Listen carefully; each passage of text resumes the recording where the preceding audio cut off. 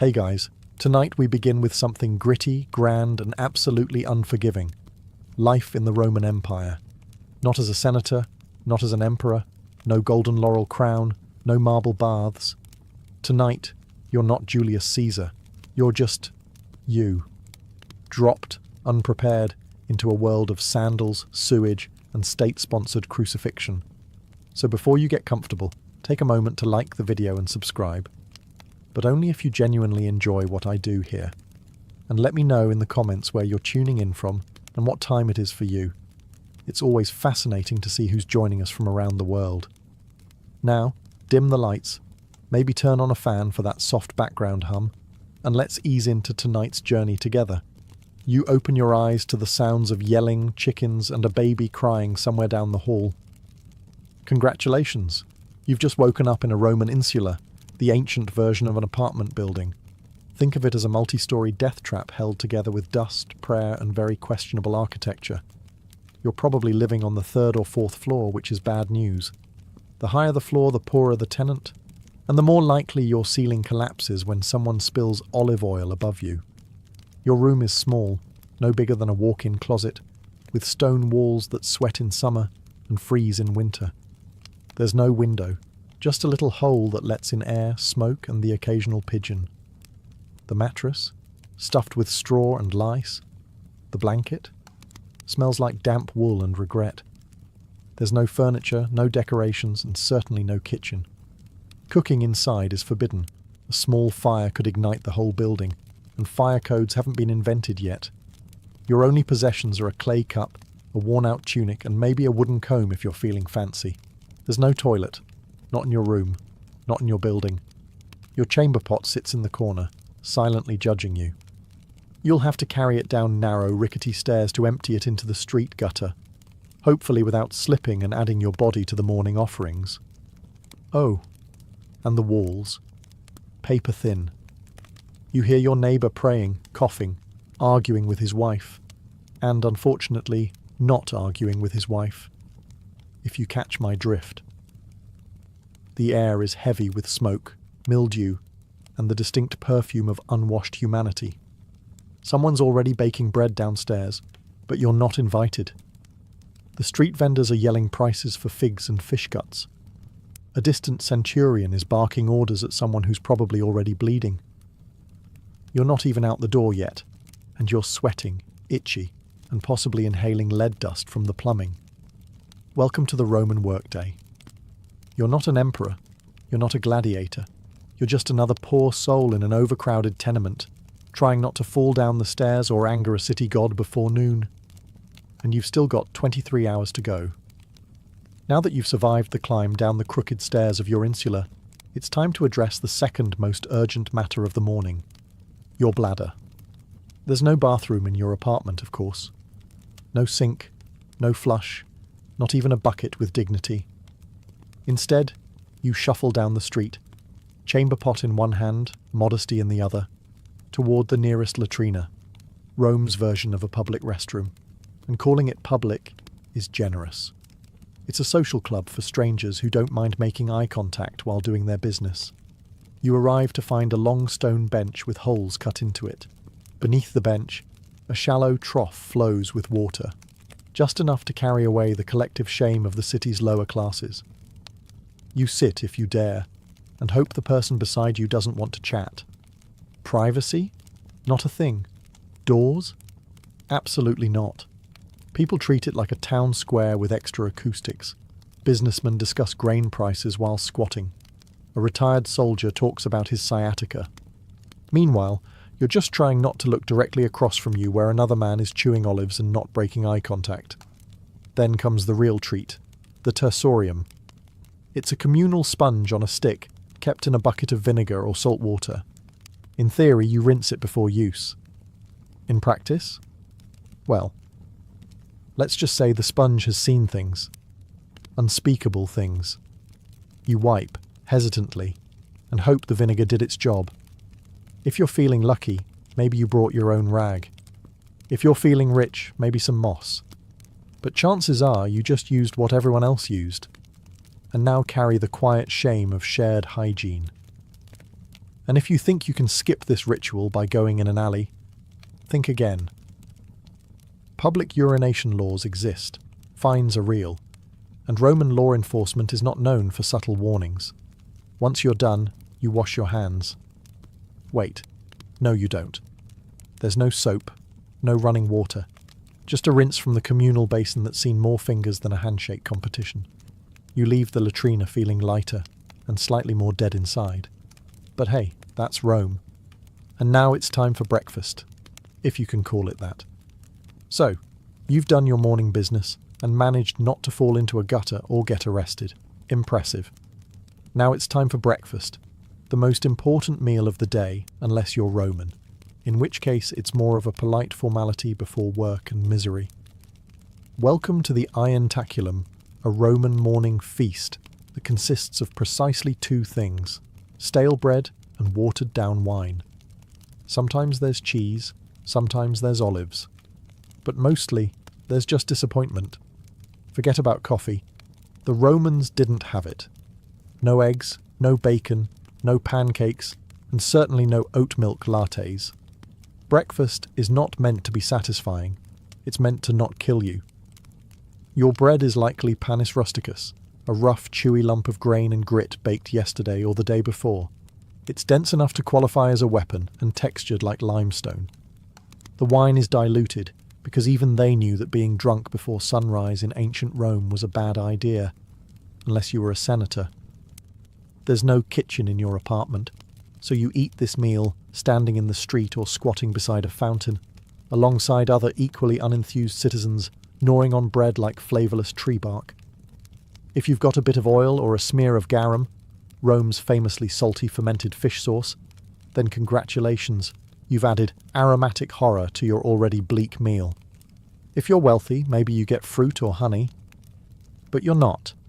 You're a normal Roman citizen, just rich enough to not be enslaved and just poor enough to envy your neighbour's broken jug of goat milk.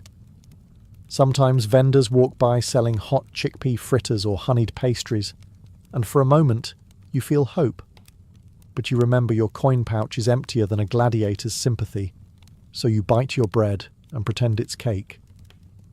And this is how the day starts, with carbs, mild dehydration, and a growing realization that you're about to walk 7 miles on Roman sandals with nothing but stale crumbs in your stomach and a buzz from last night's leftover wine. It doesn't get better, because now it's time to go to work. After your hearty breakfast of bread and mild despair, it's time to face the Roman workday. And let's be clear, unless you're a senator, a poet with a patron, or one of the lucky few who inherited land from a dead uncle with no heirs, you are working, and you're doing it hard. You might be a labourer, porter, potter, bricklayer, street cleaner, or if your luck's truly sour, a sewer worker. Rome needs a lot of things: roads, aqueducts, temples, baths. And someone has to build them. That someone, you, with your bare hands, under the sun, wearing sandals that provide all the arch support of a soggy leaf. The Roman workday starts early, very early. The sun is barely up, but the foreman already is, yelling in Latin and waving a stick. If you're late, you're docked a day's pay or worse, beaten, shamed or fired, which in Roman terms means you starve with honour. Your tools are basic. You dig with a shovel made of splinters and prayer, carry bricks on your back, and haul water from a cistern that smells like old socks and ambition. There are no gloves, no helmets, just sweat, dust, and the constant awareness that one slip might crush your spine and your career simultaneously. And if you're a craftsman, good luck. You're competing with hundreds of others selling the same clay pots, sandals, or cheap tunics. Underpricing is common, and quality doesn't matter if a richer citizen decides he doesn't like your face. Even more elevated jobs, like messenger, accountant, or teacher, aren't glamorous. You're either running through Rome's chaotic streets with scrolls under your arm, writing numbers for someone who will forget your name, or trying to teach Latin to a group of senators' children who already think they're gods. Women? They're working too, spinning, weaving, selling vegetables, or managing stalls in the markets, plus raising children, plus managing the household, plus not dying during childbirth, multitasking before it was cool. And after all this, you get a short break for lunch. Maybe. If your supervisor isn't in a bad mood or trying to impress a visiting prefect. So yes, you work, or you die trying. Rome may be eternal, but your back won't be, so you've made it through the morning without fainting or being flogged. Now it's time to navigate the ancient Roman street, a chaotic, crowded gauntlet designed by someone who clearly hated personal space and public health. Picture it. The sun's high, the city's buzzing, and the street is alive. Not in a poetic way, in a literal way. Rats, flies, stray dogs, livestock, beggars, merchants yelling in 6 languages, children running wild, thieves pretending to help old ladies while pocketing your coin purse. It's like Times Square, if Times Square had no plumbing and everyone was carrying a goat. Let's talk infrastructure.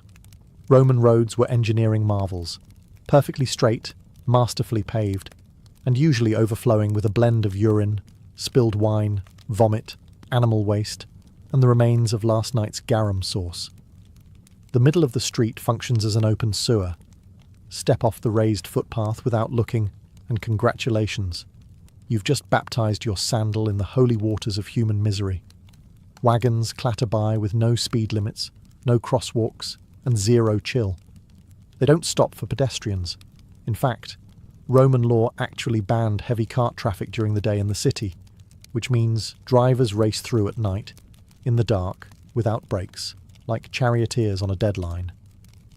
If you're not crushed by wheels, you'll be bumped by elbows, baskets, or an angry fishmonger shouting about spoiled eels. Then there's the air, thick with smoke from cooking fires, incense from temples, the scent of public latrines wafting on the breeze. Oh, and dead animals. Sometimes people just leave them there. If a dog drops in the forum, someone might just toss a cloth over it and walk away. And don't forget public spectacles, spontaneous brawls, impromptu protests, or a politician's parade that blocks traffic for hours, while trumpet players blast off-key fanfare in your face. So yes, the Roman street is alive, and out to get you. Slip on a fig, get hit with a runaway cart, or accidentally offend a patrician's pet monkey, and your day could end faster than Caesar on the Ides of March. And you were just trying to go buy lentils. You're sweaty, dusty, and desperately craving a splash of something cold. The good news? You live in Rome, a city renowned for its aqueducts, those magnificent engineering marvels that carry fresh water from the hills straight into the heart of the empire. The bad news? That water doesn't care about you. Unless you're wealthy enough to live in a domus with your own private fountain, you're sharing water with thousands of your closest coughing, sneezing, not washing their hands neighbours. Your options are the public fountains, where everyone fills their jars, washes their feet, and occasionally dunks a child for fun or hygiene. And by hygiene, we mean a wet version of hope. If you want to wash up, your best option is the thermae, the Roman public baths. They're everywhere, and everyone uses them. Sounds civilized, right? But here's the thing. The water cycles through multiple pools with no soap, no chlorine, and very little shame. You'll be sitting in a tepid bath with a dozen other men, none of whom believe in modesty. Conversations are loud, political, and occasionally naked. A man might try to sell you socks, while another cleans his ears with a stick. And the water, it's been through everyone. If you were hoping to feel clean, think again. You're marinating in bacteria with a hint of eucalyptus. Also, fun fact, the plumbing system often uses lead pipes. Yes, lead. Romans were obsessed with engineering, but not chemistry. Over time, that convenient indoor plumbing could cause all kinds of delightful side effects like anemia, gout, infertility, and, if you're truly lucky, madness. Want to drink something safer? Wine. Seriously. Water is viewed with suspicion, especially in the poorer districts where contamination from latrines and street runoff is common. So wine is diluted and consumed throughout the day by men, women, and children alike. Because what better way to survive a crumbling empire than with a gentle buzz? So yes, Rome brought water into the city before most of the world knew what a pipe was.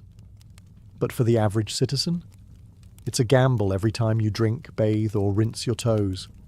Enjoy your aqueducts. Just don't trust them. Welcome to the Roman Empire, where pain isn't just a possibility, it's the background music of your entire life. You stub your toe, no ice, no painkillers. You grit your teeth and keep going until it either heals wrong or falls off. Break a bone?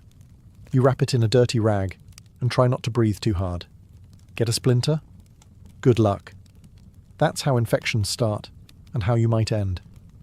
Roman society isn't big on comfort. There are no ergonomic tools, no padded seats, no concept of taking it easy. If you're a labourer, you're lifting bricks with a hernia and a prayer. If you're a soldier, you march 20 miles a day with bleeding feet and a scorpion bite on your thigh. If you're a woman in childbirth, well, welcome to agony. Your midwife might know a chant. That's about it. Every part of your body is one misstep away from becoming an open wound or a cautionary tale. And unless you live near a temple with a very dedicated priest, your best option is homemade ointments, herbal smoke, or simply ignoring the problem until it resolves itself, or you get resolved into a grave. There's no such thing as anesthesia. Surgeries are performed while you scream into a block of wood. Dislocated shoulder? It's popped back in by a man named Marcus, who learned from watching someone else fail at it. Dental work? Picture a blacksmith. Now picture your mouth. That's the scene. And if you're enslaved or poor, people don't even pretend to care. You could be bleeding out on the side of the road, and the best you'll get is, "Don't stain the mosaic." Even upper-class Romans embraced pain as proof of virtue. Stoicism was the philosophy of the day.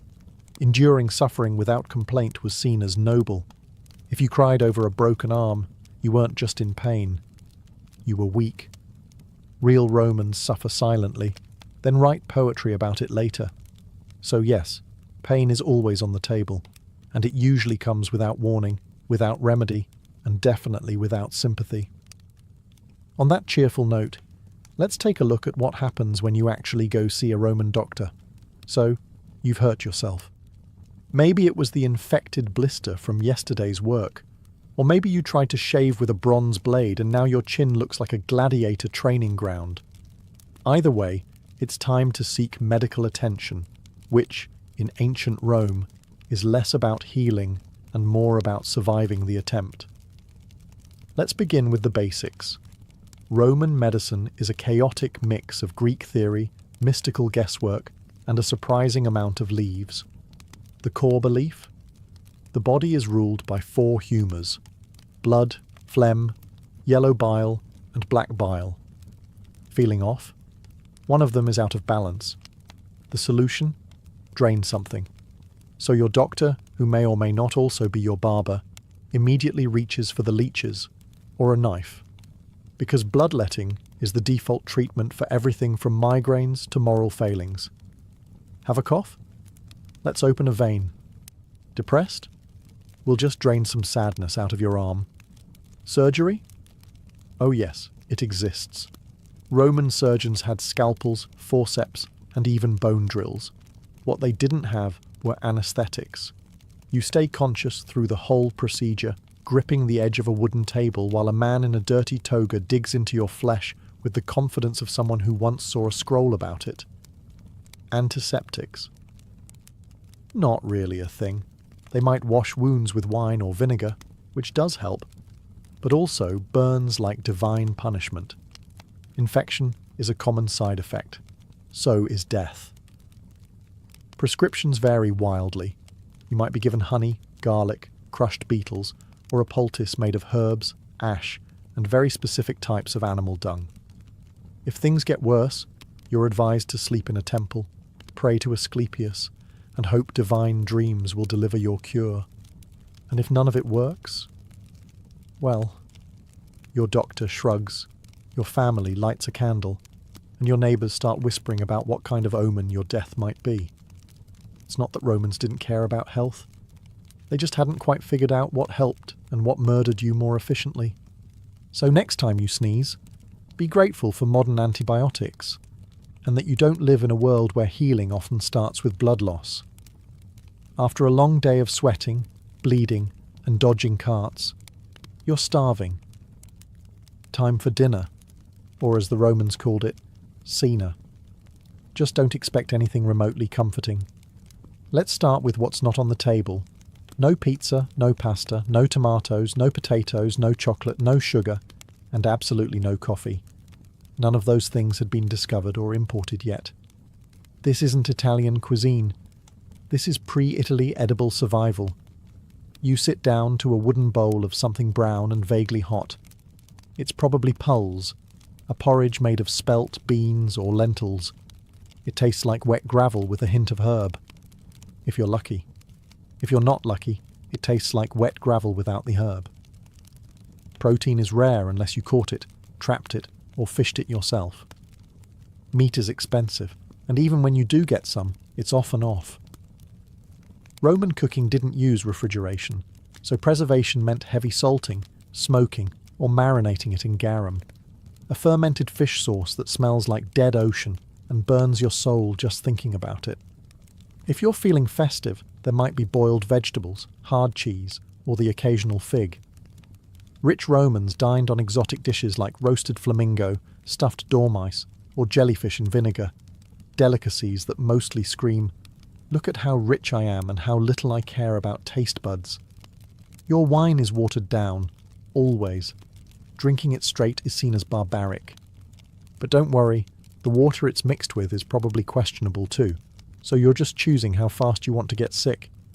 Dessert? Maybe dried fruit, maybe nuts, or maybe you're fasting because it's a feast day honouring a god who frowns on gluttony. Either way, you're not ending the night with a tiramisu. There are no napkins. You wipe your hands on a cloth shared with 10 other people, or just use your tunic and pretend it's clean. By the end of the meal, your stomach is full but uneasy, and your breath smells like garlic, wine, and slight despair. But at least you're fed. Now all you have to do is survive the Roman nightlife, and trust me, that's not a relaxing stroll. After a long day of grime, toil, and fish sauce, you might be hoping for a little leisure, something to take your mind off your crumbling apartment and the open sewer outside. Well, good news. You're in Rome, where entertainment is everywhere. Bad news? Most of it is horrifying. Let's start with the main event. The Colosseum, the crown jewel of Roman engineering, and the place where your soul quietly dies. This is where crowds gather to watch men stab each other for sport, wild animals devour criminals, and sometimes, if the emperor is feeling dramatic, reenact full naval battles with real water and real drowning. It's free to attend, which sounds generous until you realise it's free because the state wants you distracted while the Senate raises taxes and quietly annexes Armenia. You sit packed between sweaty strangers, cheering as a gladiator loses a limb. There's blood, sand, and occasional public executions with extra flair. You're clapping. You're not sure why. Feeling a little sensitive? Prefer theatre? Head to the amphitheatre for a Roman play. Maybe a tragedy written in Latin you barely understand, or a farce so bawdy the punchline involves someone pretending to defile Jupiter with a sausage. Subtlety is not the Roman strong suit. If you're feeling sporty, try the Circus Maximus. Chariot races are fast, thrilling, and regularly fatal. There are no guardrails, no helmets, and lots of shouting. Crashes are inevitable and spectacular, and the crowd loves it. They're here for the violence and the betting. Don't cheer for the wrong team unless you're ready to fight your way home. And then there's the street entertainment, fire breathers, acrobats, musicians, con artists, and the occasional philosophical rant from a barefoot man with nothing to lose. If you don't like the show, wait 5 minutes. Something else, or someone else, will start yelling. But behind all of it, there's a strange, brilliant madness. Rome didn't just distract its people. It dazzled them into forgetting how brutal daily life was. It weaponized spectacle. And if that doesn't numb you enough, there's always more wine. Now, let's take a walk through justice. Roman style. Spoiler. It's not comforting. You've survived work, dinner, and a gladiator getting impaled for applause. You might think you're safe now, that as long as you keep your head down, the law will protect you. Ah, that's adorable. In Rome, the law doesn't protect, it reminds. Reminds you that you're small, replaceable, and that mercy is a luxury reserved for statues of emperors. First off, legal status matters. If you're a citizen, you have rights. In theory. You can't be flogged in public unless someone important gets really annoyed and you get a proper trial. If you're non-citizen, justice comes in the form of a fist, a branding iron, or a swift execution outside the city gates. Slaves? They are property. If a slave murders their master, even if the master deserved it, every slave in the household might be executed, just to send a message. That message? Don't even think about it. If you're accused of a crime, don't expect a calm chat with a lawyer. Trials are public theatre. The wealthier party brings witnesses, bribes, and dramatic gestures. You bring your tunic and a sinking feeling. If you cry on cue, that might help.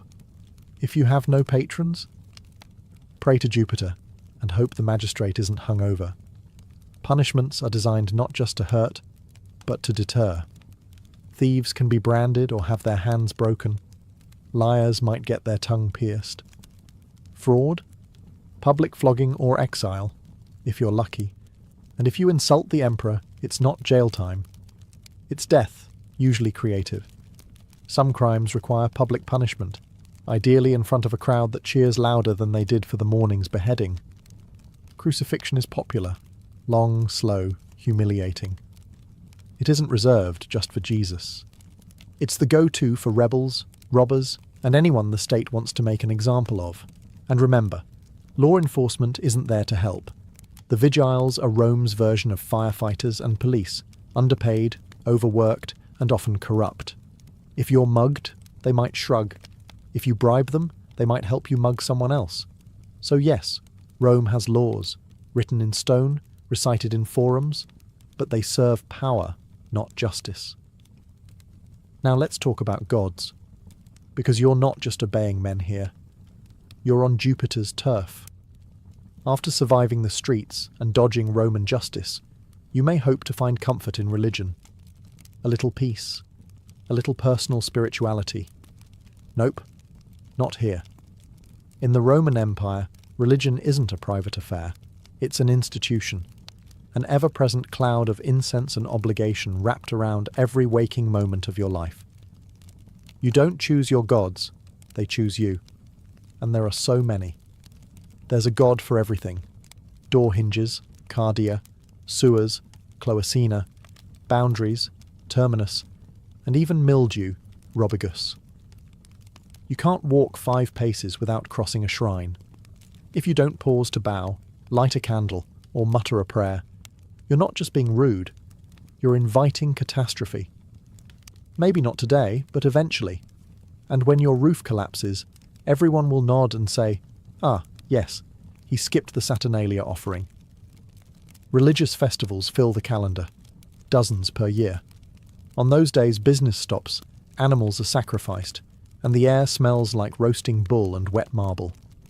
You attend out of piety, but also fear.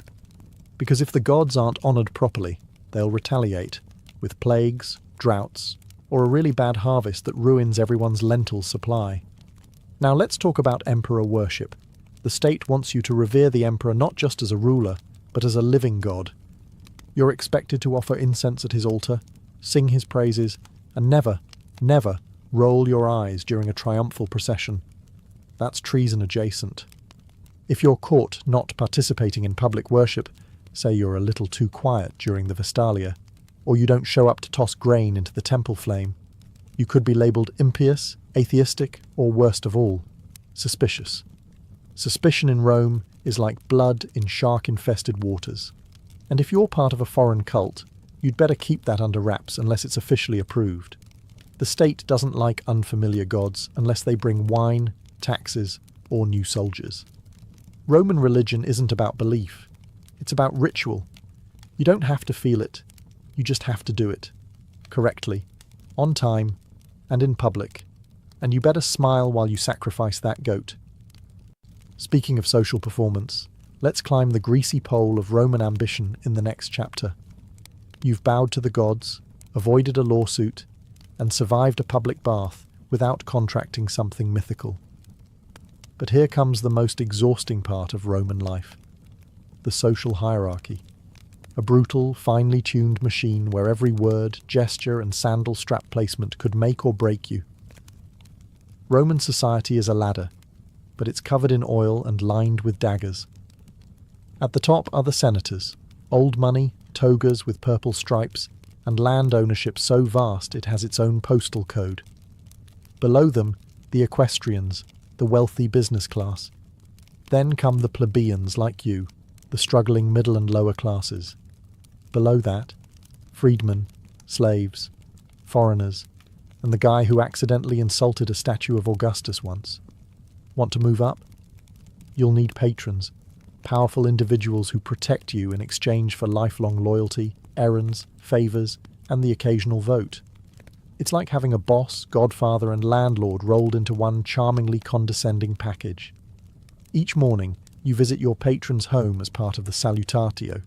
You wait in line with other clients, praise his haircut, maybe compliment his son's toga, then beg for a favour, usually money, food, or a recommendation.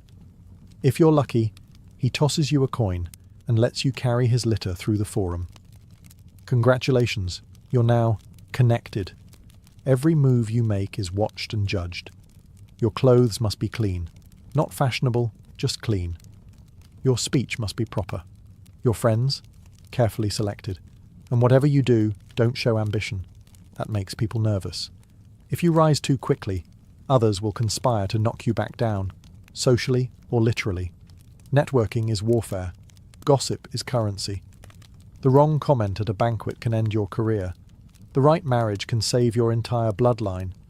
But you better play it carefully. Love is for poets. The rest of Rome marries for alliances and estate access. And even if you climb high, don't get too comfortable. One bad harvest, one missed ritual, one jealous rival, and it's all over. You won't even hear the dagger coming. Now, the sun is setting. Surely things calm down at night, right? Not in Rome. The sun dips below the rooftops of Rome, and for a fleeting moment you think, maybe now, finally, you can rest. But nightfall in the Roman Empire isn't a time for peace. It's a shift in tone. From noisy and chaotic to dark and downright lethal. First, let's talk about lighting. There isn't any. Unless you're rich enough to burn oil lamps all night, and few are, most people rely on moonlight, memory, and blind hope to find their way through the labyrinthine alleys of the city. If you trip and fall, no one's helping. They might just take your shoes. The vigiles, Rome's official night watchmen, are supposed to patrol the streets, prevent fires, and stop crimes. In practice, they're overworked, underpaid, and often more interested in napping than heroics. Some are brave, most are bribable, and all of them are outnumbered. Criminals know this. Thieves, muggers, and the occasional bored ex-gladiator roam the shadows, looking for easy marks. If you're walking home alone, you're the easy mark. It doesn't matter who you are. Unless you're armed, fast, or invisible, you're at risk. And then there's fire. Rome's greatest nighttime terror. Insulae, those charming death trap apartments you sleep in, are made of wood and dreams. Cooking after dark is illegal for this reason, but laws mean little to a hungry tenant. A single overturned lamp can reduce an entire block to ash in hours. The Great Fire of 64 CE didn't start itself, but once it did, it raged like Mars in a bad mood. You might think your building is safe, until you smell smoke at midnight and realise there's no organised evacuation plan. You grab your one tunic, your chamber pot, and maybe your dignity, and sprint for your life down a collapsing staircase. And if it's not fire or thieves, it's noise. Drunken parties echo through the streets. Processions for obscure gods parade by with drums and shouting. And if a senator's mistress is upset, everyone within a 3-block radius knows. Sleep in ancient Rome is a luxury. Silence is a myth. And safety? That's reserved for the wealthy, the armed, and the extraordinarily lucky. But hey, morning's almost here. You just have to survive one more night. And then repeat. The sun sets on Rome, and with it you might expect a moment of calm, a breeze, a quiet meal, maybe even sleep. Think again. Rome doesn't go silent at night. It simply shifts into something darker, louder, and more dangerous. The city never truly sleeps. It prowls. Let's start with fire. Roman buildings, especially the tall wooden insulae where the poor live, are tinderboxes waiting for a careless oil lamp or cooking fire to turn them into ash. There's no real fire department, just the vigiles, who are part firefighter, part night watch, part deeply underpaid janitor. They carry buckets and hope. If your apartment catches fire, you might be rescued, or you might become a cautionary tale in tomorrow's gossip. Then there are the thieves, cut purses and pickpockets who treat the moonlight like a hunting license. Rome's alleys are narrow and unlit. Torches are expensive. If you must walk after dark, you're doing so by feel, by instinct, and hopefully not by yourself. Don't carry anything shiny. Don't make eye contact. And whatever you do, don't get caught between two drunken gladiators arguing about someone's missing sandal. Speaking of drunk, the city's nightlife is booming. Taverns spill over with cheap wine, loud music, and men shouting bad poetry about Mars and women they'll never impress. Fights break out. Dice games end in blood. And sometimes an angry noble decides to settle a grudge by having a slave beat someone in the street. You hide in the shadows and pretend you didn't see anything. If you're a woman walking alone, good luck. Rome is not kind to unchaperoned females after dark. The streets belong to the desperate, the reckless, and the dangerously bored. Trying to sleep isn't much better. Your insula creaks like it's thinking about collapsing. Rats scurry through the walls. Your neighbour coughs like a dying goat. Somewhere nearby someone is screaming, either from passion, murder, or both. You press your face to a sweaty pillow and pray to Mercury for silence. But there is no silence in Rome. Not for you. Because in the Roman Empire, even the darkness is loud. And when dawn comes, you'll have to do it all again. You woke up in a crumbling insula, survived public toilets, chariot traffic, gladiator gore, lead poisoning, leeches, religious festivals, burning rooftops, and half-cooked lentils soaked in fermented fish sauce. You bowed to gods you don't understand, obeyed laws that don't protect you, and slept through riots, rats, and the occasional public decapitation. You're dirty, tired, possibly infected, and emotionally scarred by the communal sponge. And it's only been one day. Would you last another? Honestly, no, you wouldn't. Most modern humans, with our air conditioning, antibiotics, and 5-minute delivery windows, would crumble by lunchtime. You'd give up before the second round of garum. And yet, the Romans did it. For centuries. Because here's the maddening, magnificent thing. In the middle of all this filth, brutality, and noise, Rome worked. Somehow. They built cities, roads, aqueducts, libraries, temples, and amphitheatres. They expanded their empire across continents. They administered laws, developed philosophy, mapped the stars, performed surgeries, and invented concrete. Concrete. That stuff still holds up better than most modern buildings. They created systems that shaped Europe and beyond for 2,000 years. Latin became the root of half the languages you hear today. Their architecture inspired cathedrals, parliaments, and college campuses.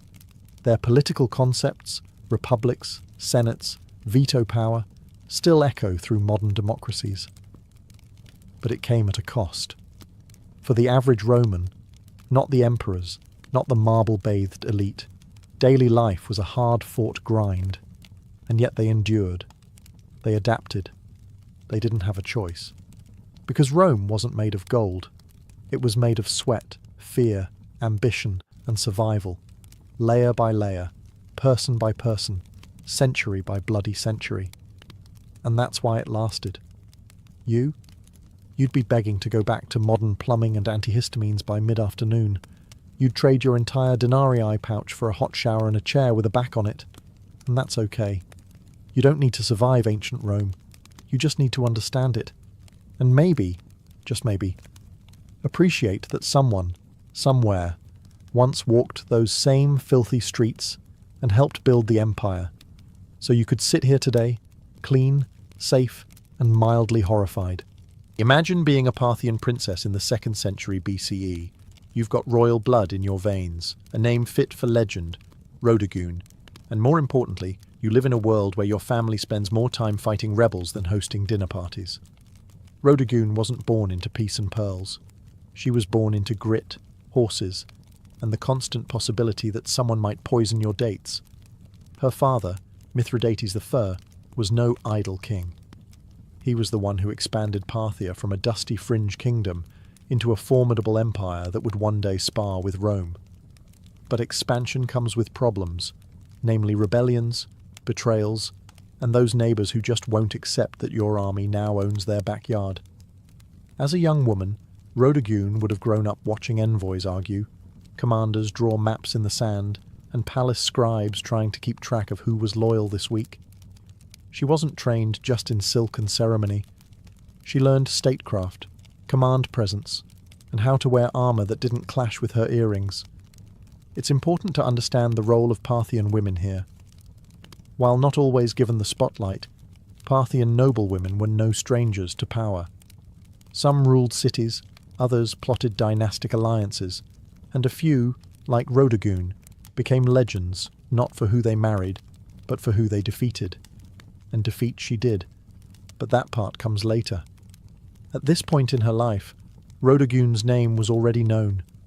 She was a symbol, not just of royal lineage, but of Parthian pride. She carried with her the expectation that she'd either marry a king or become one in spirit. She didn't seem content with sitting on the sidelines while cities burned or provinces rebelled. While most royal ladies were being oiled and perfumed, Rhodogun was likely brushing up on military reports and court logistics. She had no time for vanity, and as fate would have it, she would one day make a vow that involved not washing her hair until a rebellion was crushed. Spoiler alert, it took a while, but before we get to that dusty crown moment, we need to understand what kind of rebellion dares provoke a princess who would rather lead troops than wear gold. The Parthian Empire, grand as it appeared on a map, was more duct tape than marble. Stretching from the Persian Gulf to the edges of Mesopotamia and beyond, it was stitched together by marriages, oaths, and the occasional sword pressed firmly against someone's neck. So when a rebellion flared up in the western provinces, likely in Media or Babylonia, it wasn't exactly surprising. What was surprising was how bold the rebels were. These weren't just disgruntled tax evaders. These were full-blown aristocrats and city leaders, angry at the central power and perhaps emboldened by the young age or absence of a male royal enforcer. They didn't just throw a fit. They took fortresses, silenced Parthian envoys, and essentially told the crown to go polish its own sandals. Now, under ordinary circumstances, the king would have dispatched a general or a cousin with too much ambition and too little brains. But these weren't ordinary circumstances. For reasons still debated by historians, maybe timing, maybe logistics, maybe sheer royal defiance, Rhodogun herself took command. And not just in the abstract, I'll approve the battle plans kind of way. No, she got on a horse, donned armour, and made a public vow that would become the stuff of legend. She would not wash, comb, or otherwise tend to her hair until the rebellion was crushed. It was bold. It was dramatic. It was, frankly, a nightmare for court stylists. But that vow, dramatic as it sounds, wasn't vanity. It was a declaration. A visual symbol that tied her personal dignity to the fate of the empire. Every time someone saw her tangled, dust-laden hair, they'd be reminded, this isn't over until we win. And that worked. Soldiers rallied. The troops didn't just see a princess. They saw a commander who was literally letting her beauty decay with the war. She embodied Parthian resilience, the kind that didn't rely on thrones but on thorns, dust and sweat. Meanwhile, the rebels probably didn't know whether to laugh or panic. They had expected a general, maybe a diplomat. Instead, they got a furious, unwashed woman who was riding straight for their gates with steel in her eyes and no time for conditioner. And worse, she meant business. When Rodogun set out from the capital, she wasn't escorted by a lavish court parade or showered in rose petals. She was accompanied by cavalry, grit, and the weight of an empire that needed its rebels squashed like an overripe fig. And she looked the part. Gone were any signs of courtly delicacy. Her hair, famously unkempt, began to take on a life of its own, hanging like a banner of war-torn determination. In a world obsessed with appearances, she turned her own into a weapon. The campaign was not swift. This wasn't a single siege, easily resolved with a bribe and a battering ram. The rebel cities were fortified and confident. They had expected hesitation from the central power, not a battle-hardened woman galloping through the dust with fire in her gaze. But Rodogun didn't waver. Her military instincts were sharp, perhaps sharper than many of the men who had led before her. She employed classic Parthian strategies, mobility, feigned retreats, and hit-and-run raids. Her forces would appear at the edge of a rebel-held city, vanish like smoke, and return a day later from an unexpected flank. Reports suggest her soldiers admired her not just as a symbol, but as a tactician. She didn't ride behind the lines. She was up front, dirt under her nails and fury under her helmet. And as the weeks dragged on, so did her hair. It's said that by the third month, the strands had begun to knot into ropes, full of dust and sweat, and the whispers of battlefield prayers. But that only made her more terrifying to her enemies, and more revered by her men. Rebels called her the Witch Queen, not because she practiced magic, but because no noblewoman should still be fighting in the field and refusing a bath. Surely, they reasoned, something unnatural was at work. But there was nothing magical about it, just sheer, unrelenting discipline.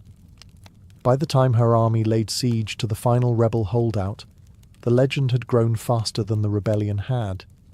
In taverns and tents alike, soldiers joked that the enemy wasn't afraid of Parthian swords. They were afraid Rodogun would never wash again. And truth be told, they weren't entirely wrong. The last stronghold of the rebellion loomed ahead, a walled city rumoured to be impenetrable, where the rebel leaders had dug in like ticks on a dog. Supplies had been hoarded, archers lined the parapets, and the gates had been reinforced with the kind of smug confidence only traitors possess. They believed they could outlast Rodogun. Big mistake. By now her appearance was legend. Word had spread not just through the empire, but into enemy territory. The woman who won't wash, they whispered, has arrived. Some said her hair had turned to iron. Others claimed she hadn't slept in weeks. The myths piled up like siege ladders. But Rodogun was no myth. She was real, and she had tactics. Instead of launching a reckless assault, she opted for a slow, punishing siege, cut off trade routes, intercept messengers, poison wells. The rebels had braced for a battle of swords. Instead, they got starvation. She weaponized time itself, letting her enemies rot from the inside out. And all the while, she camped outside the city with her soldiers, just another commander beneath the canvas tents.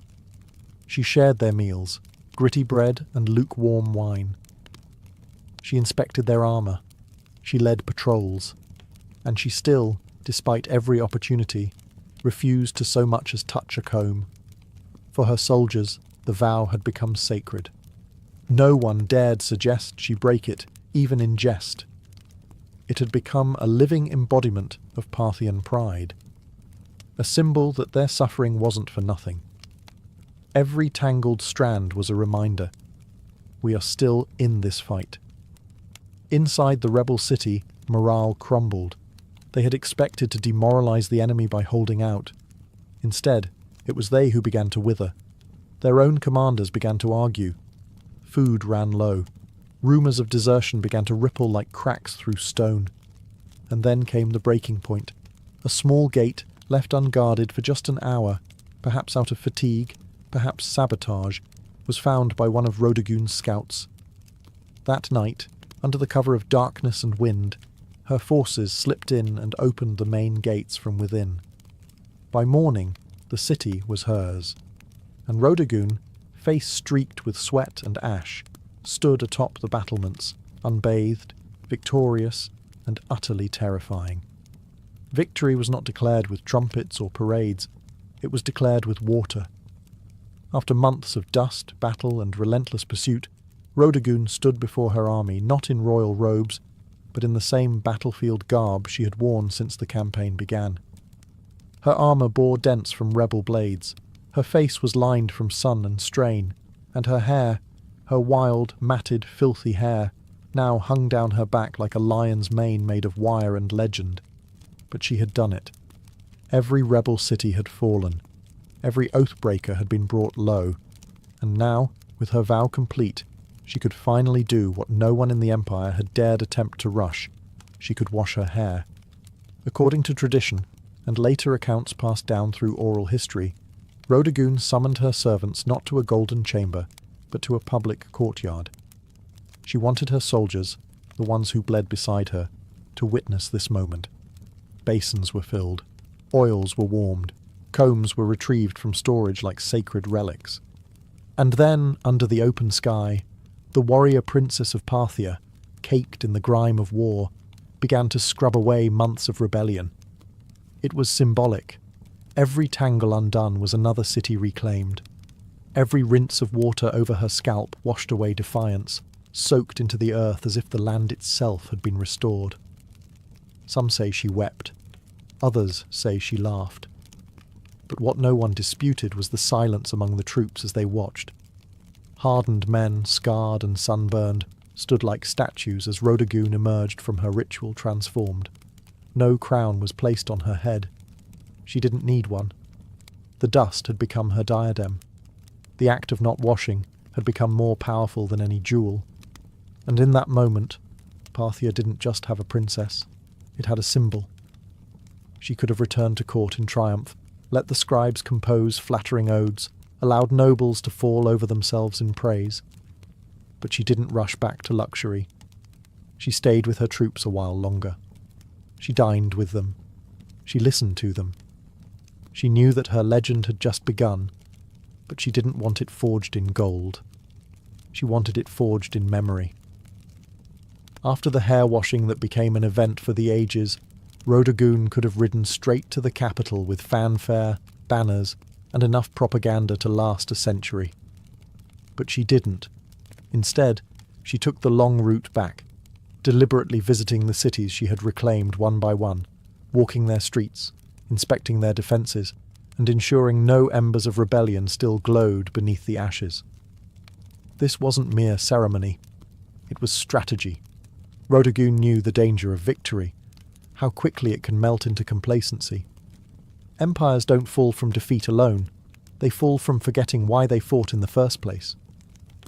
She wanted the rebels and loyalists alike to understand that Parthian strength wasn't just cavalry and coin. It was embodied in her very presence, a woman who chose hardship over comfort and earned loyalty by example, not decree. And loyalty she received. Everywhere she went, people gathered not to gawk at royalty, but to stare in awe at her. Not polished, not perfumed, but real. She didn't bring fear. She brought accountability. She asked for reports, heard complaints, paid for supplies out of her own war coffers. She rewarded cities that had stayed loyal and offered clemency, carefully, cautiously, to those who repented. By the time she reached the royal court, her return had already become a legend. Scribes rushed to record her tale. Artists argued over how to capture her, wild-haired and battle-worn or radiant and reborn. Ministers whispered about the implications. A woman commanding armies, keeping oaths, and now standing at the heart of Parthian power with the loyalty of half the provinces in her hand. And here was the dilemma. What do you do with a princess who is more popular than most kings? Some urged she be married off, as if that would contain her influence. Others wanted her placed in charge of border defences permanently. But Rhodagoon didn't seem concerned with titles or politics. She had proven what she needed to. The battlefield had been her throne, the dust, her crown, and her name, already etched in the hearts of soldiers and citizens alike, needed no royal inscription to endure. She didn't need a coronation. She had already been crowned, not with gold, but with history. In the months following her campaign, Rhodagoon didn't seek the limelight, but it followed her anyway. She became a subject of poetry, sculpture, gossip, and awe. Not because she demanded it, but because she had earned it. Every soldier who'd fought under her command returned with a tale, and every tale made her larger, more enduring, more untouchable. Yet in the palace halls of Parthia, where politics slithered like snakes behind silk curtains, her silence was unnerving. She didn't boast, she didn't lobby, she didn't ask for titles or lands. Instead, she observed, listened, and understood the real battlefield had only shifted from stone walls to whispered conversations. Even the king, her father or possibly her brother depending on the exact moment in the tangled Parthian dynastic timeline, had to tread carefully. Rhodagoon wasn't just popular. She was respected in a way few men at court could compete with. Not adored for beauty or bloodline, but for leadership, for command. She had turned her vow into policy, her filth into folklore.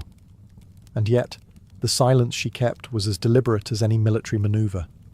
She didn't tell others what she planned next, because perhaps even she didn't know. For the first time in years she wasn't fighting. She wasn't commanding troops or outwitting rebels. She was still, and that stillness unnerved many. What does a woman who conquered without a crown do next? One theory among historians is that Rhodagoon used this silence as leverage. Her presence alone, her every quiet nod or glance, forced decisions. Officials hesitated to propose bad policy for fear she'd frown. Generals delayed campaigns, hoping she might weigh in. Her silence wasn't passive. It was a tool. She had discovered that not speaking could be more powerful than speaking.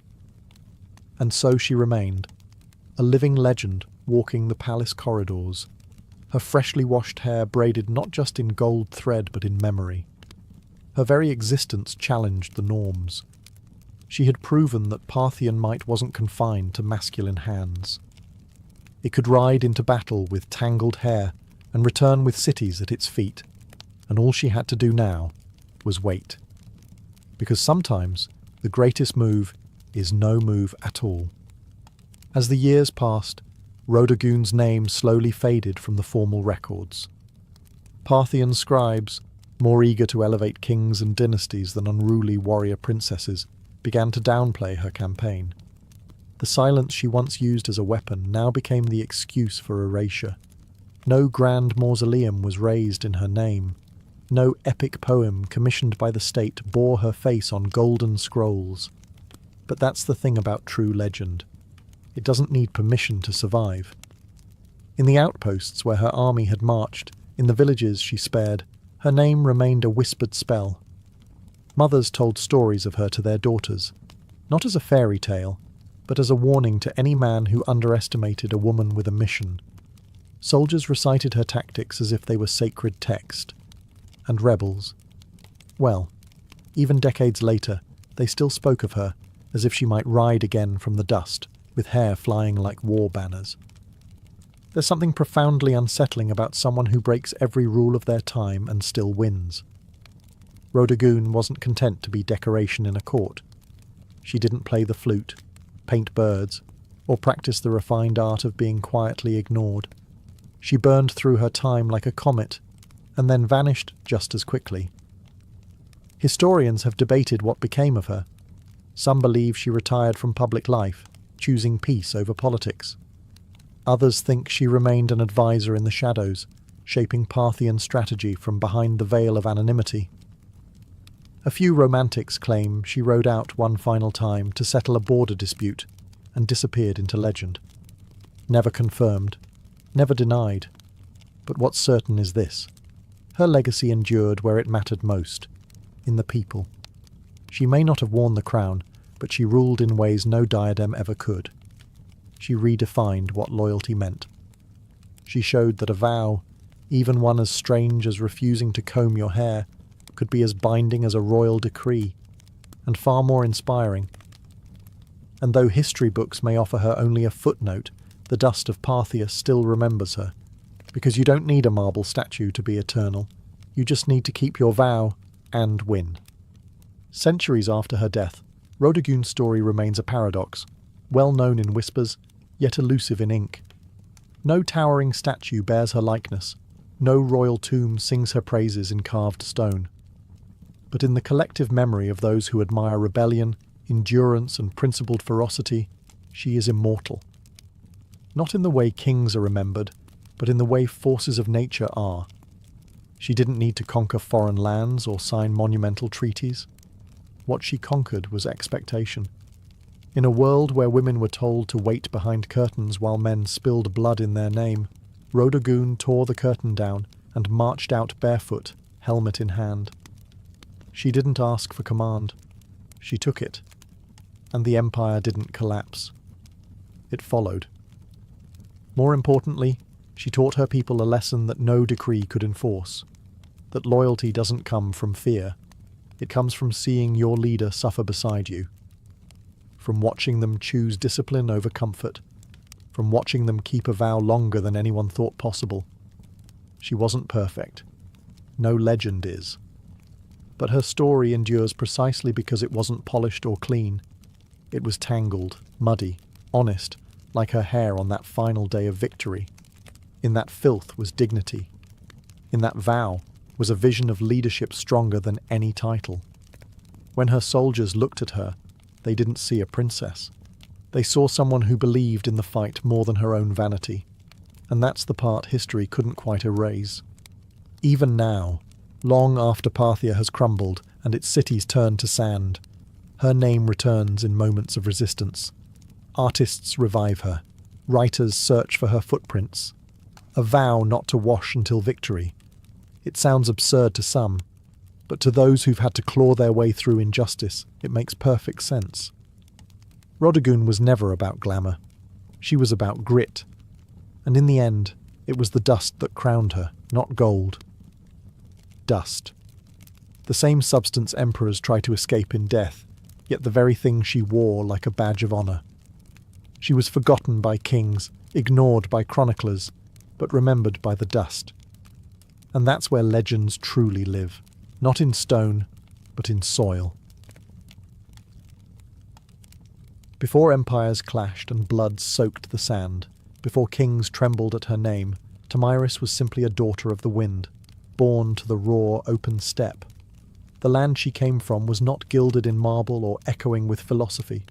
It was brutal, free, and endlessly vast.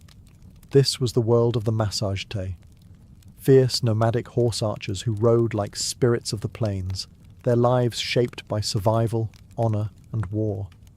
We know little of Tomyris's childhood, but we can imagine the rhythm of it. She would have learned to ride before she could run, to shoot before she could speak in full sentences. Among the Massagetae, girls were not caged in tents or veiled by silence.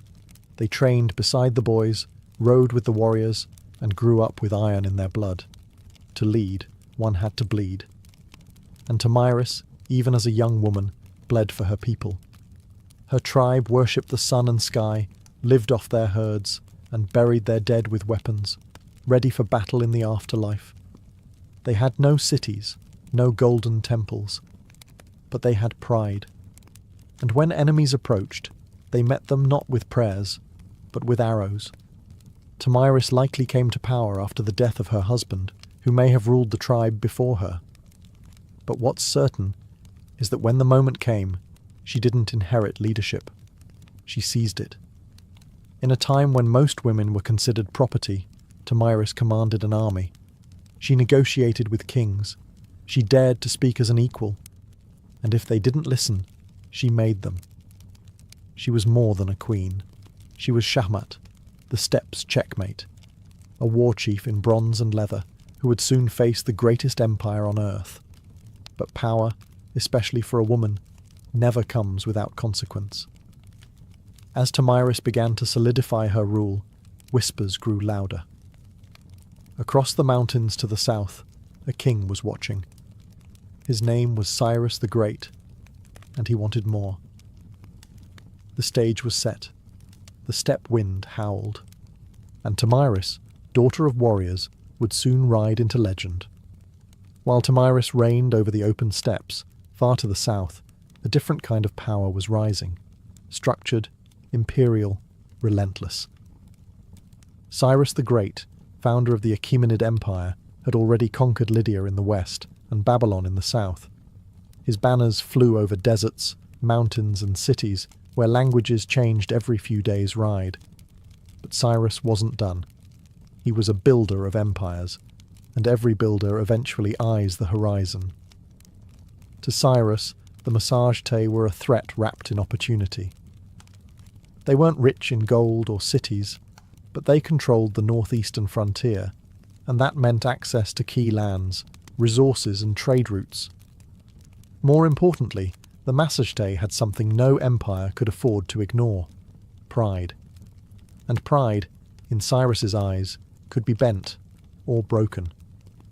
But Cyrus also knew that brute force wasn't always the best first move. He had a reputation for cleverness, diplomacy, and strategic trickery. So he tried a different approach, one that kings before him had used to dissolve threats without a single drop of blood. He proposed marriage. According to ancient sources, notably Herodotus, Cyrus sent envoys to Tomyris offering an alliance through matrimony. On paper, it was a royal match, the great king of Persia and the warrior queen of the Massagetae. But Tomyris wasn't naive. She saw the proposal for what it was, not an offer of love or partnership, but a calculated attempt to absorb her people without a fight. She declined, and that rejection didn't sit well in the halls of Persepolis. With the diplomatic games over, Cyrus shifted to his favourite language: war. He ordered his army to cross the Araxes River, the natural barrier that separated Persia from the land of the Massagetae. He was going to take what Tomyris refused to give. But Tomyris was already preparing. She knew the terrain. She knew how her people fought, on horseback, fast and furious. And most of all, she knew Cyrus wasn't just coming for land. He was coming to crush a woman who dared to say no. The world's most powerful king had declared war, but he had no idea what kind of fury he had just awakened on the steppe. Cyrus the Great, master strategist and seasoned conqueror, believed he could outwit Tomyris. He had faced kings, crushed cities, and subdued nations. To him, the Massagetae were little more than wild nomads with fast horses and no cities to defend. He didn't realize he was stepping into the path of someone just as cunning and far more furious. Tomyris had warned him. After rejecting his marriage offer, she sent a clear message: cross the Araxes River, and you will regret it. But Cyrus crossed anyway, building a bridge of boats to carry his army into Massagetae land. Instead of striking immediately, Tomyris pulled her forces back, luring Cyrus deeper into unfamiliar terrain.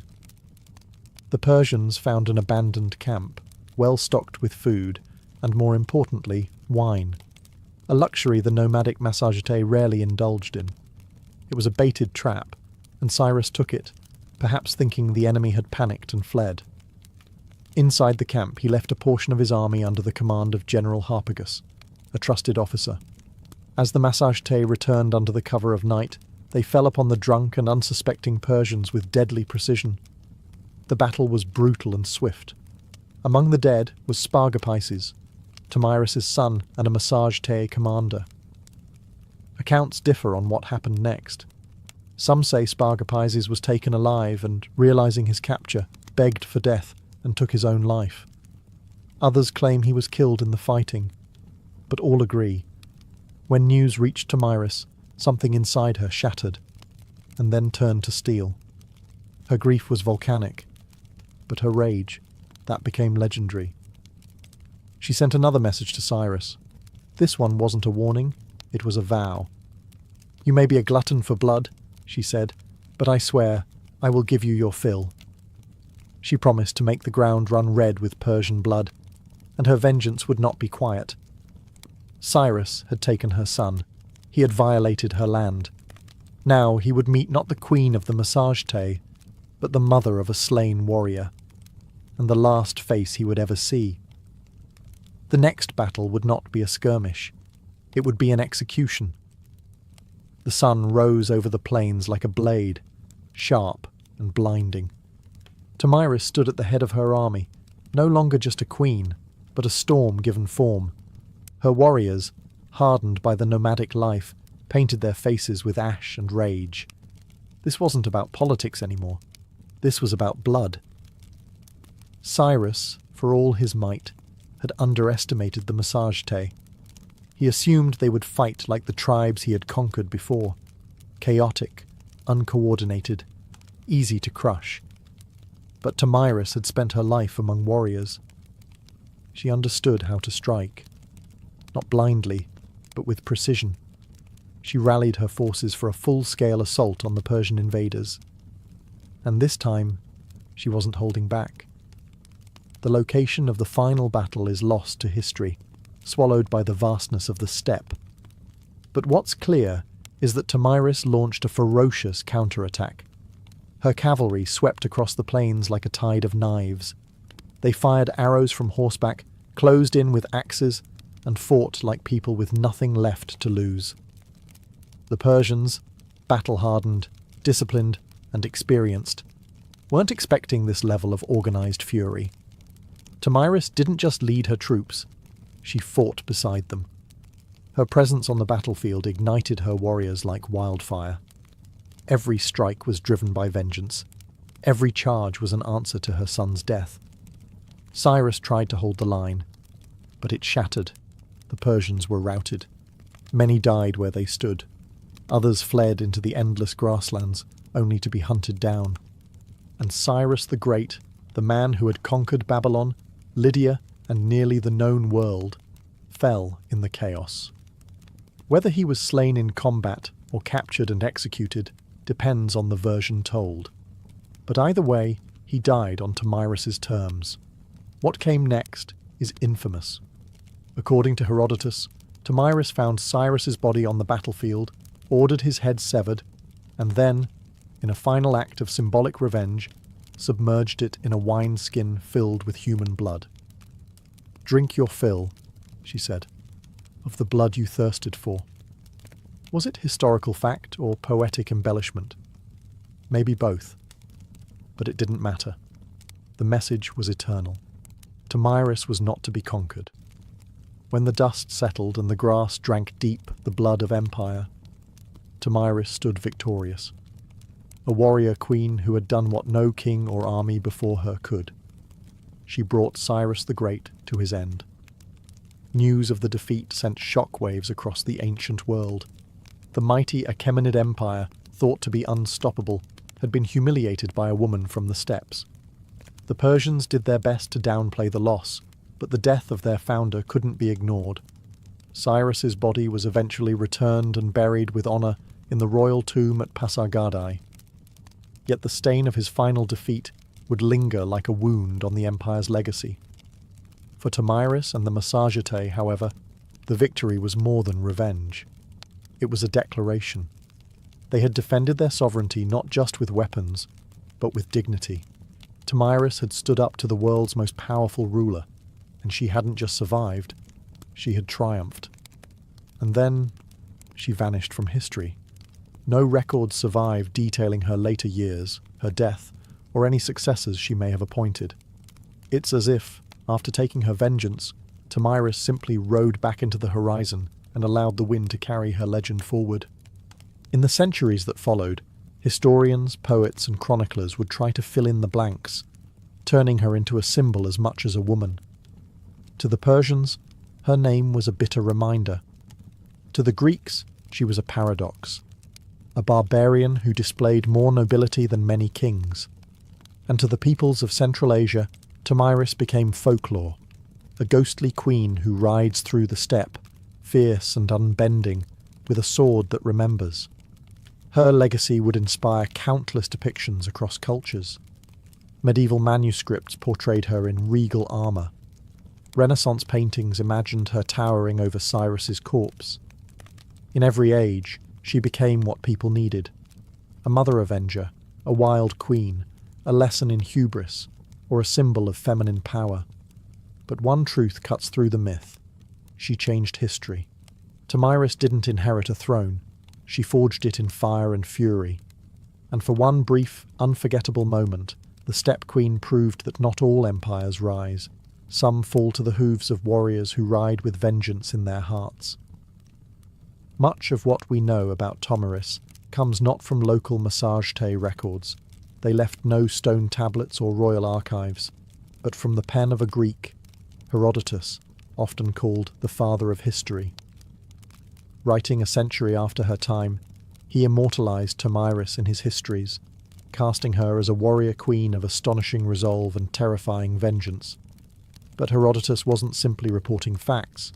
He was weaving a story, one part chronicle, one part morality tale.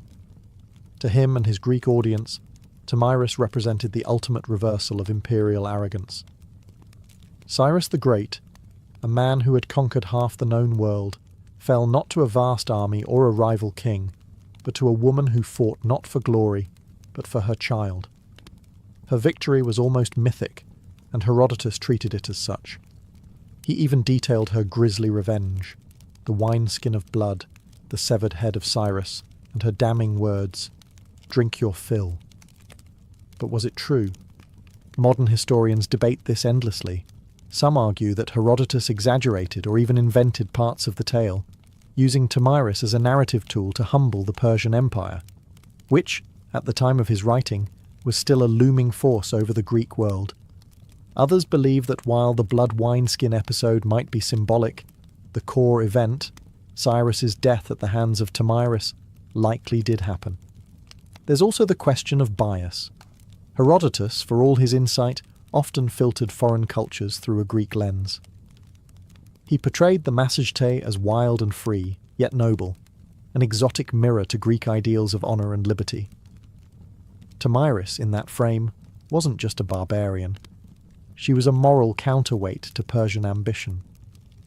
Still, even if details blurred over time, Herodotus succeeded in one thing. He ensured Tomyris would not be forgotten. Because of him, she became more than a historical footnote. She entered the realm of legend, where facts soften but impact sharpens. And in that space between myth and memory, Tomyris's story found a strange kind of immortality. In a world dominated by kings and conquerors, Herodotus left us a queen who refused to kneel, and left her enemies bleeding in the sand. Though she may have slain one of the ancient world's most iconic emperors, Tomyris never ruled an empire herself. She didn't build cities of stone or inscribe edicts on golden tablets. Her people, the massage-te, were nomads, living not by walls, but by the rhythms of the land, the sky, and the horse. This meant that Tomyris's legacy was never institutionalized. There were no marble busts or royal coins bearing her likeness, no archives to immortalize her decrees. Instead, her story passed on as stories do on the steppe, through firelight, song, and the whispered awe of warriors. The massage-te were one of many powerful tribes of the Central Asian steppes. Their cousins included the Scythians, the Saka, and the Dahai, all expert horse archers who roamed the lands between the Caspian Sea and the borders of ancient China. These tribes were feared by empires for their mobility, unpredictability, and ferocity in battle. Tomyris, as a female leader among them, was rare, but not entirely unique. Steppe culture, unlike many sedentary civilizations, allowed women far greater freedoms. Women rode, hunted, fought, and even led. Among the Scythians, graves of female warriors, buried with weapons, armour, and horse gear, have been found by archaeologists, confirming that the stories of fierce steppe queens were more than just legend. Tomyris stood at the pinnacle of that tradition. Her power didn't come from inheritance or religion. It came from respect, grit and sheer capability. She was a unifying force among scattered clans, a political leader and a military commander in a landscape where survival meant riding faster, shooting better, and fearing nothing. But because the massage tei left no monuments, Tomyris became a kind of phantom queen, her name echoing only in the writings of outsiders and in the oral traditions of the steppe. To the Persian scribes, she was a warning, to the Greeks, a marvel, and to her people, likely a memory carried in bloodlines and battle songs, a ghost who rode with them across the plains. Empires may rise and fall in stone, but the stories of the steppe live on in the wind. And Tomyris, fierce, grieving, and unbroken, became its voice. Centuries passed, and the empires that once surrounded the Massagetae rose and crumbled. Cyrus's successors built Persepolis, fought Alexander the Great, and faded into the dusty footnotes of time. But Tomyris? Her legend endured, not in the palaces of kings, but in the hearts of those who refused to bow. Across Central Asia, she became more than a queen. She became a symbol of female strength, of resistance, of the untamed spirit of the steppe. In many ways, Tomyris embodied a kind of defiance that transcended geography. She was not Roman, not Greek, not Persian, and so her story belonged to no empire. That made her dangerous and inspiring. In the medieval Islamic world, chroniclers occasionally mentioned her name, reshaped by language but never quite forgotten. In some versions, she was praised for her justice and vengeance. In others, she was seen as a savage queen, a reminder that power in the hands of a woman could be both glorious and terrifying. By the time the Renaissance rolled around, European artists rediscovered her tale through the writings of Herodotus. Painters depicted her in elaborate armour, standing triumphantly over Cyrus's lifeless body. In one dramatic painting, she holds his severed head aloft like a trophy, blood-soaked and victorious. It was theatrical, yes, but also political. These artists were fascinated by the idea of a woman who didn't just survive in a man's world, she won.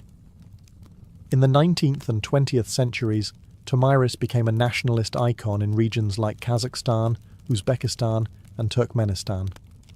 Poets and educators reclaimed her as a historical heroine, proof that the roots of Central Asian identity were fierce, proud, and deeply feminine.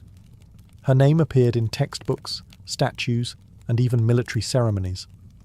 A woman who had once ruled on horseback with a bow in hand was now riding once more, through memory and myth, through rebellion and pride. In a world that still wrestles with the idea of powerful women, Tomyris remains a challenge. She wasn't perfect, saintly, or tame. She was decisive, brutal when necessary, compassionate only to those who deserved it. She was resistance in human form, and the blood of empire on her hands was a crown she wore without apology. History tends to favour the builders of monuments, the writers of laws, the kings who carve their names into stone. Tomyris did none of these. She left no empire behind, no palace to excavate, no royal seal to decipher, and yet her name still lives, not because she ruled forever, but because she refused to be erased. She stands as a contradiction to how history often remembers women, not as helpmates or footnotes, but as forces of destiny. Tomyris didn't beg for recognition. She took it with blood and fire.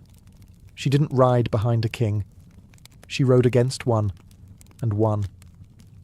Her story is retold in classrooms from Central Asia to Europe, not simply because she killed Cyrus the Great, but because she dared to defy him. She wasn't defending an empire. She was defending freedom, a freedom that rode on the backs of horses, that hunted with hawks, that slept under the stars. A freedom that could not be neatly drawn on a map. Today, her statues rise from Kazakhstan's capital cities, and her face adorns coins and textbooks. To modern Central Asians, she is a mother of nations, a link to a pre-Islamic, pre-Soviet, proudly nomadic past, a reminder that their identity wasn't born in submission, but in the cry of battle and the gallop of horses. In a world still divided by power, by gender, by memory, Tamiris is a beacon, not just because she killed a great king, but because she taught us something even greater. That dignity is not given, it is seized. That sometimes leadership looks like a mother grieving her son and refusing to let the killer walk away. We often wonder why some names survive while others vanish. Tamiris survived because she was unforgettable, because in a time when women were expected to disappear into the tents of men, she rose, blade in hand, fury in heart, and carved her story into the flesh of history. Empires fall, statues crumble, but legends ride, and somewhere, in the whispering winds of the steppe, a queen still gallops, unbroken, undefeated, and utterly unforgettable. In ancient Egypt, beekeeping wasn't a hobby, it was a state-sponsored science with divine approval. Long before modern apiaries, Egyptians had already developed an organized mobile system for managing bees and extracting honey. By 2400 BCE, beekeeping was depicted in detail on the walls of tombs in the sun-drenched necropolises of Saqqara. It wasn't just about harvesting honey, it was a sacred practice embedded in agriculture, medicine, religion, and even the afterlife. The Egyptians used horizontal clay tube hives, typically stacked in rows and laid on their sides. These were nothing like modern wooden boxes. They looked more like terracotta drain pipes, and they were carefully designed to be relocated seasonally. As the Nile's floodwaters receded and flowers bloomed along its banks, hives were moved up and down the river to follow the nectar flow. This transhumance method was incredibly advanced for its time, almost like ancient GPS for bees. Beekeepers used clay or stone pipes to blow smoke into the hives, calming the bees before honey extraction. Without protective suits, these keepers had to rely on careful timing, experience, and a fair bit of courage. Honeycombs were removed gently, and the honey was collected not just for food, but for medicine, mummification, and sacred rites. Honey was considered a gift from the gods, a divine substance associated with Ra, the sun god. According to Egyptian myth, bees were born from the tears of Ra as they fell to earth. This wasn't poetic fluff. It shaped how the Egyptians treated bees, as messengers between the mortal world and the divine. Honey was used in temple offerings, funerary rituals, and even as a currency in trade. It also had a prominent role in medicine. Ancient papyri list honey as a key ingredient in over 500 remedies, mixed with herbs, wine, or milk to treat wounds, infections, and gastrointestinal issues. Its antibacterial properties were known, even if the science wasn't. Beeswax, too, was harvested and used in cosmetics, embalming, and even in writing tablets. It had value beyond the hive, becoming part of daily life for scribes, priests, and healers alike. In Egypt, the hive wasn't just a source of sweetness, it was a symbol of balance, healing, and celestial order, carefully cultivated under the watchful eyes of both humans and gods.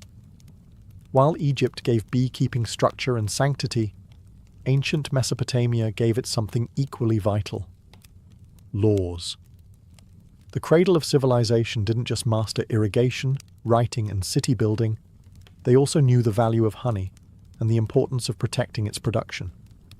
Though Mesopotamian beekeeping wasn't as visually celebrated as in Egyptian tombs, its traces are found in cuneiform tablets and legal codes, suggesting a quietly sophisticated practice.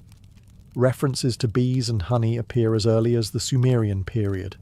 In Akkadian and Babylonian texts, there are mentions of ninsur, meaning bee gardens or apiaries. These spaces were often attached to temple grounds or royal estates, suggesting honey production was an elite-controlled resource. Honey and beeswax were used in religious offerings, medicine, food, and trade. And losing a hive could be a serious economic blow. The most telling piece of evidence comes from the Code of Hammurabi, dating to around 1754 BCE. While most of the code is famously devoted to issues like theft, injury, and agriculture, a few lines directly address bee disputes. If someone allowed their bees to swarm into another man's field, and the bees caused damage, they were liable.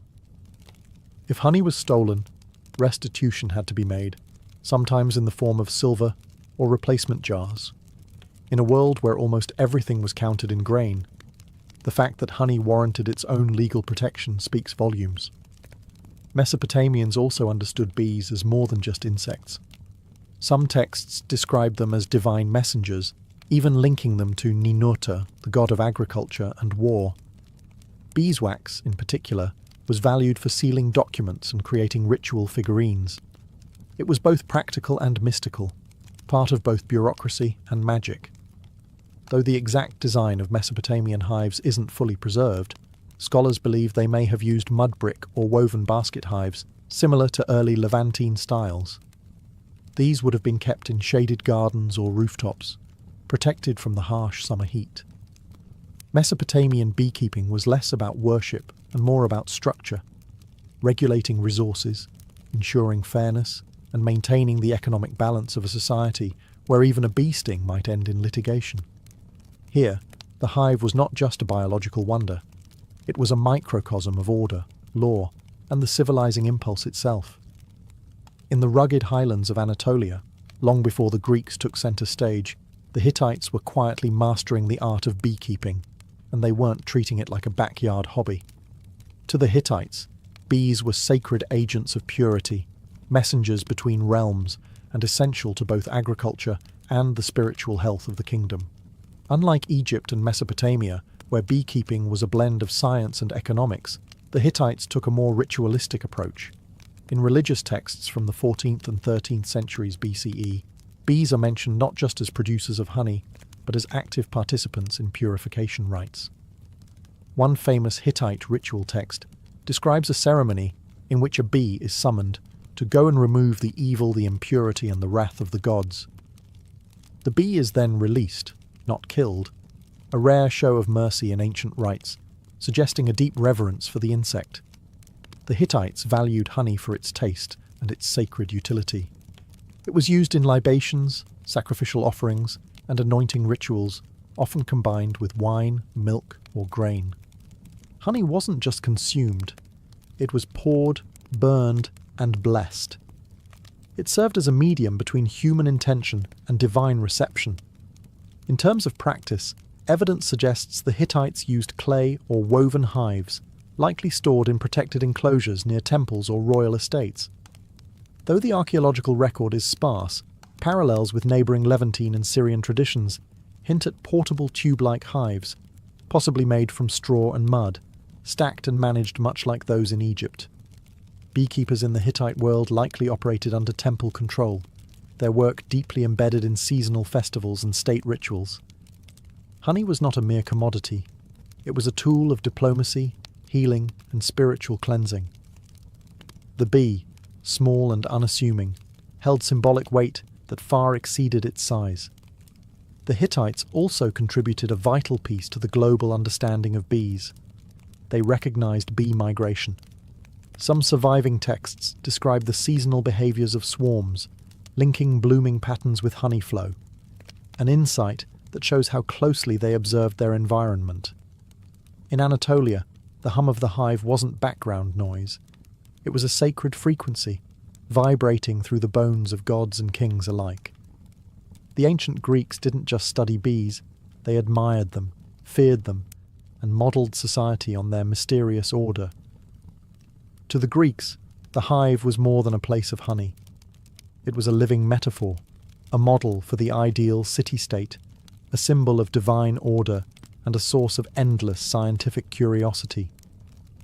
Greek beekeepers advanced the science of apiculture with a blend of practical knowledge and philosophical flair. Unlike earlier civilizations that used stationary clay hives, the Greeks developed movable terracotta hives with removable lids and sections. These allowed easier access to the honeycomb without destroying the colony, an early step towards sustainable harvesting. They also mastered the art of smoke control. Using ceramic bellows and clay smokers, they would puff smoke into the hive entrance, sedating the bees before honey extraction. This innovation not only reduced stings, but also preserved the hive's structure, allowing for multiple harvests per season. One of the most influential minds in Greek history, Aristotle, studied bees in extraordinary detail. In his Historia Animalium, he described hive behaviour, noting that bees appeared to have distinct roles. Some gathered nectar, others defended the hive, and one, whom he called the king bee, seemed to lead. Although he got the gender wrong, Aristotle's observations laid the groundwork for centuries of bee research. Honey held a revered place in Greek culture. It sweetened wine, preserved fruits, and flavoured cakes. It was also used as a base for medicinal salves, especially in wound care, and was seen as a divine gift. The Greeks believed that ambrosia, the food of the gods, was a mixture of honey and wine.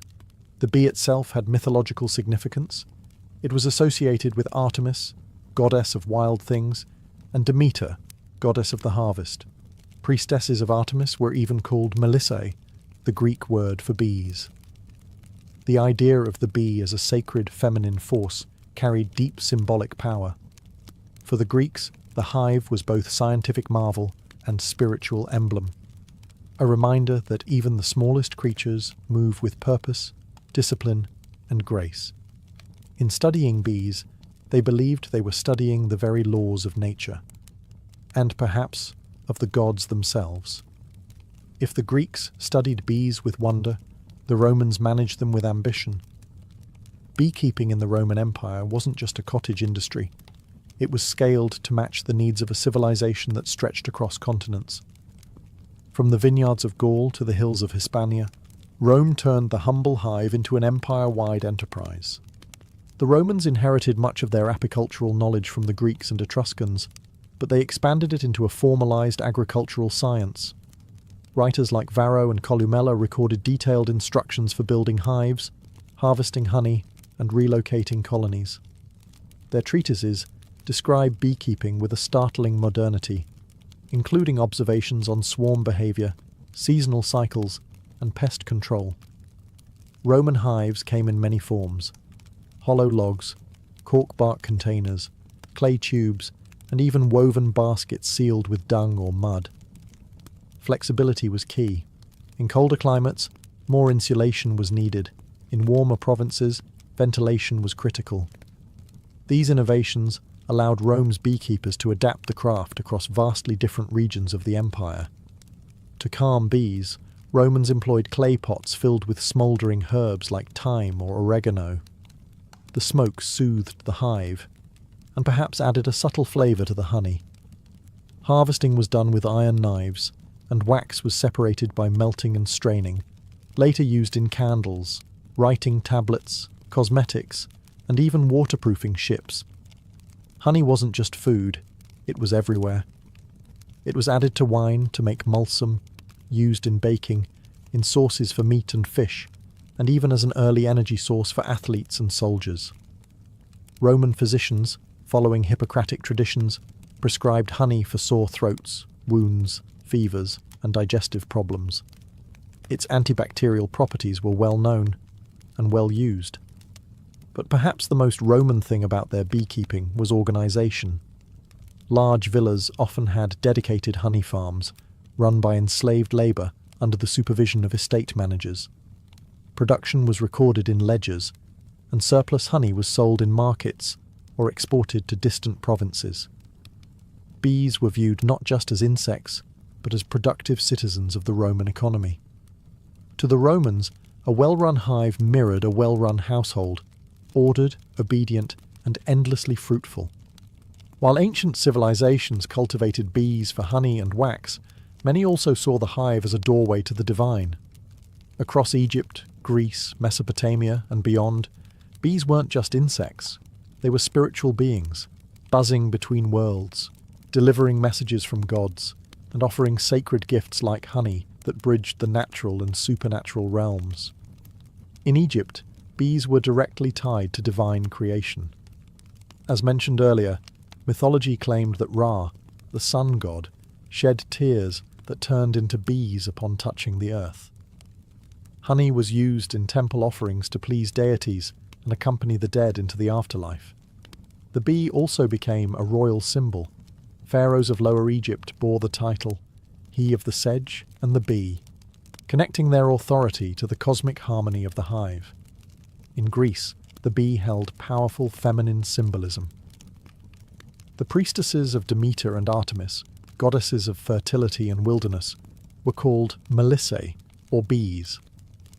These women were considered channels between the divine and mortal realms. The Oracle of Delphi, one of the most important religious centres in the ancient world, was believed by some to have originally been presided over by bee priestesses. Even the famed Pythia, the Delphic prophetess, was sometimes called the Delphic bee. The hive itself was often seen as a microcosm of perfect order, disciplined, selfless, and productive. Philosophers and mystics compared bee society to ideal human society: cooperative, industrious, and reverent. The Stoics admired bees for their instinctive sense of duty. Early Christians would later adopt the bee as a symbol of chastity and resurrection, noting how bees create but do not lust. In the magical traditions of Mesopotamia, bees were invoked in ritual purification. In some Hittite ceremonies, a live bee was released after absorbing the impurities of the community, literally carrying sin away on its tiny wings. Honey and wax were burned in sacred fires, used in crafting protective amulets, and embedded in magical texts for blessings and healing. The bee was more than a metaphor. It was a bridge. A creature that lived in nature's hidden spaces, made golden food without killing, and stung only in defense. To ancient peoples, bees weren't just miraculous, they were mystical. To the ancient world, honey wasn't just delicious, it was divine medicine. Long before bacteria were discovered, people instinctively knew that honey could clean wounds, soothe coughs, and preserve the body. It wasn't magic, though it often felt like it. It was chemistry, centuries ahead of its formal explanation. In Egypt, honey was a cornerstone of ancient medicine. Medical papyri like the Ebers papyrus, circa 1550 BCE, list honey in over 500 prescriptions. It was mixed with milk, figs, garlic, and herbs to treat everything from eye infections to digestive problems. When paired with animal fat or resin, it was applied as a salve to burns and cuts. Doctors knew that wounds treated with honey healed faster and resisted infection, likely due to honey's natural acidity and hydrogen peroxide content. The Greeks followed suit. Hippocrates, the father of modern medicine, prescribed honey for respiratory problems, ulcers, and fatigue. He used honey mixed with vinegar to create oxymel, a tonic used to clear phlegm and reduce fevers. Greek athletes drank honeyed water to boost stamina during Olympic training, believing it restored strength quicker than wine or water alone. In India, the Ayurvedic system held honey, madhu, in high regard. It was classified by taste, source, and medicinal potency. Ayurvedic texts warned against overheating honey, but endorsed it as a treatment for indigestion, colds, wounds, and even poison. It was also used in religious rituals, offered to gods and consumed during sacred fasts for both spiritual and bodily cleansing. The Romans, too, believed in the medicinal power of honey.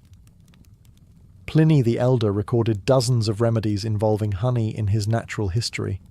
It was a base for ointments, gargles, and laxatives, and even used to treat the wounded after battle. Honey mixed with poppy juice was given as a sedative. Roman surgeons kept it on hand to dress wounds and reduce inflammation. Beeswax had its place in medicine too, as a base for plasters, balms, and even dental fillings. Its malleability and resistance to decay made it ideal for sealing and preserving. In short, honey in the ancient world wasn't just sweet, it was life-saving. It healed the sick, preserved the dead, and symbolized purity. It was the pharmacy of the gods, delivered by the wings of bees. Ancient beekeepers were more than farmers. They were innovators, engineers, and keen observers of nature. Across civilizations, they developed specialized tools and methods that allowed them to manage bee colonies effectively, harvest honey sustainably, and even protect themselves from the bees' defensive stings. One of the most important innovations was the design of the hive itself. The Egyptians popularized the use of horizontal cylindrical clay hives essentially large terracotta tubes stacked in rows. These hives were durable, portable, and mimicked natural cavities where bees thrived. Similarly, the Greeks and Romans used terracotta and woven basket hives, some with removable lids to allow access to honeycombs without destroying the colony. The ability to inspect and harvest without killing the bees was revolutionary, paving the way for modern sustainable apiculture. To safely extract honey, ancient beekeepers employed smoke to calm the bees. The Greeks invented clay smokers and bellows, designed to direct smoke into the hive's entrance. The smoke masked alarm pheromones released by guard bees, reducing their aggression. Romans refined this by burning fragrant herbs such as thyme or oregano, which soothed the bees and possibly imparted subtle flavours to the honey. Harvesting tools varied. Wooden or bronze knives were used to slice combs carefully. Sometimes, honeycombs were pressed to extract liquid honey, and wax was melted and filtered for later use. Beekeepers often wore minimal protection, relying on experience and careful technique to avoid stings. Suits and gloves were millennia away. Ancient texts reveal that beekeepers also observed bee behavior meticulously. They understood swarm cycles, seasonal patterns, and the importance of moving hives to optimize nectar collection. Some cultures practiced transhumance, relocating hives to follow flowering plants' bloom, similar to modern migratory beekeeping. Additionally, honey storage was a crucial aspect of ancient beekeeping. Egyptians used sealed ceramic jars to store honey, protecting it from moisture and spoilage. Honey's remarkable shelf life was well known, sometimes lasting centuries sealed within tombs. Even the relationship between humans and bees was carefully managed. Rituals were performed to appease bee spirits or gods, ensuring cooperation and avoiding misfortune. This spiritual care was as vital as the physical tools in maintaining a productive hive. In all, ancient beekeeping was a blend of craftsmanship, natural science, and reverence. The tools and techniques they developed set foundations that still influence modern apiculture. The ancient practice of beekeeping laid the groundwork for a relationship between humans and bees that continues to this day. Far from a simple agricultural activity, early beekeeping was an art and science that influenced medicine, religion, economy, and ecology across civilizations, shaping the way we understand nature and sustainability. From the Nile Valley to the hills of Anatolia, from the temples of Greece to the farms of Rome, ancient beekeepers honed methods to protect and sustain their colonies. Their innovations in hive design, smoke use, and seasonal management allowed for sustainable honey harvests, a practice crucial for both survival and trade. The respect they showed for the bees' life cycles helped foster a model of harmony between humans and nature. Their understanding of honey as a medicine informed the early pharmacopoeias of Egypt, India, and Rome, influencing healing practices that persist in traditional medicine worldwide.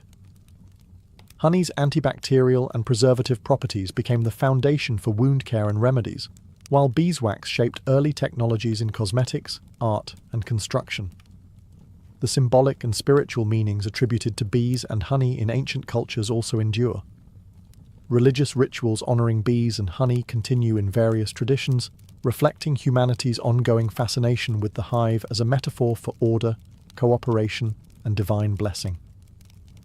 The idea of bees as messengers between worlds or symbols of resurrection permeates art, literature, and folklore across centuries.